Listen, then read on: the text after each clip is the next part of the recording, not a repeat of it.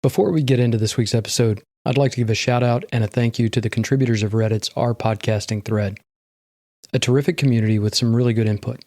So for our regular listeners, there may be some changes to the format in future episodes, but probably not until May of 2025 since I need the time to research, write, and develop this material. And like everyone else, I do have a full-time job and life outside of the podcast. So thanks again to those helpful Redditors, and thanks again to all of our listeners. Now, on to the episode.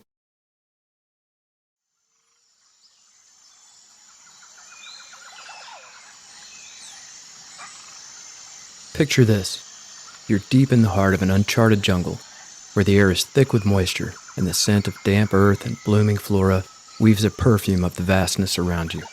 Towering trees, ancient and unyielding, stretch skyward, their emerald canopy so dense that sunlight only filters through in scattered shards, illuminating glimpses of the vibrant, teeming world below.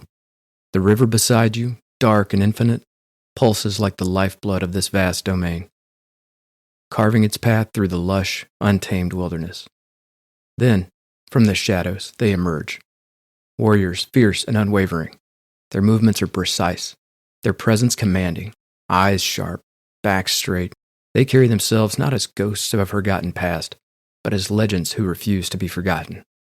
Their stories have traveled across centuries, whispered in the halls of ancient Greece, echoed through the dense jungles of South America, and somehow found their way onto the sleek digital screens of the modern world.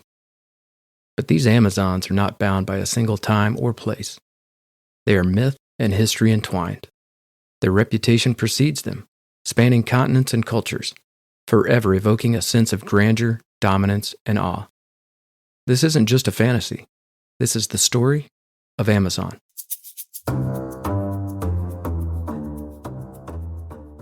Welcome back to Lexicon, the podcast where we break down words, phrases, and linguistic oddities to uncover their true origins and separate fact from delightful fiction. I'm your host, TJ, and today we're diving into a word that conjures images of towering rainforests, fierce warrior women, and, let's be honest, a few too many online shopping packages arriving at your doorstep. The word? Amazon. Now this one's a linguistic hydra with a story stretching from ancient Greece to modern-day Silicon Valley with a detour through South America along the way. So let's roll back the timeline and begin where most etymologists would. Ancient Greek mythology. The first recorded use of Amazon comes from the ancient Greeks, describing a formidable group of warrior women said to live on the fringes of the known world. According to legend, they were fierce, independent, and skilled in combat. The Greek historian Herodotus wrote of them, and they appear in myths involving heroes like Heracles and Theseus.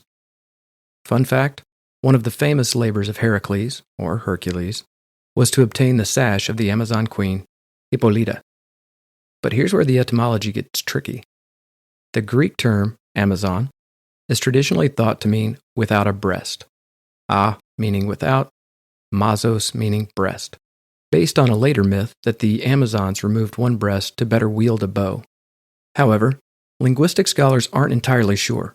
Some believe it may have been borrowed from an older, non-Greek language, possibly Persian or Scythian, where it may have simply meant warrior or strong woman. Fast forward a couple of millennia, and we arrive in South America in the 16th century, where Spanish explorer Francisco de Orellana led an expedition down a massive, uncharted river.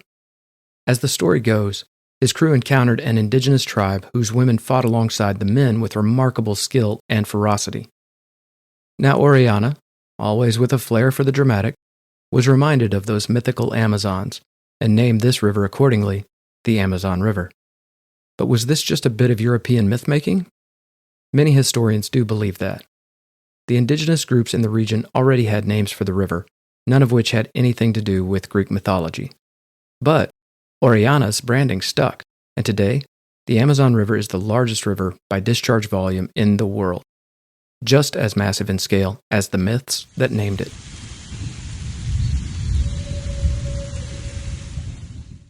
Now let's warp ahead to the 1990s, where another Amazon was born, this time in the form of a small online bookseller founded by Jeff Bezos. Originally, Bezos considered calling his company Cadabra, as in like abracadabra. but he felt that was too much like cadaver, which understandably isn't the best branding. So he settled on Amazon for a few key reasons.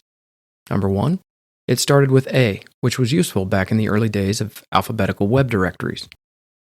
Number two, it evoked something vast, powerful, and exotic, like the world's largest river.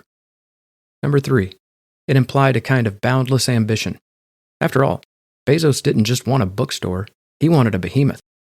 What started as a simple online bookshop is now the largest online retailer, with a logistical empire rivaling, if not exceeding, any mythological kingdom.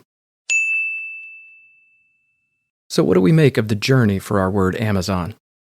From those mythical warrior women, to a sprawling South American river, to a tech giant that dominates the e-commerce world, this word has traveled and evolved just as much as the cultures that have used it. And at its core, this ancient Greek word, which may or may not have been borrowed from the Scythians, retains a sense of scale, power, and dare I say, unstoppable force. Whether it's a group of those legendary warriors, the mightiest river on earth, or the company that probably delivered your last impulse buy, Amazon continues to evoke something larger than life. That's it for today's episode. If you enjoyed this deep dive into the history of Amazon, be sure to like, subscribe, and share the podcast with your fellow word nerds. And if you have a word or phrase you'd like to see unraveled, drop us a line. Until next time, keep questioning everything, especially those etymologies. As always, Lexicon is written, recorded, and produced by me, your Logophile companion, TJ Martin. Sources and additional credits are in the show notes. Catch you next time.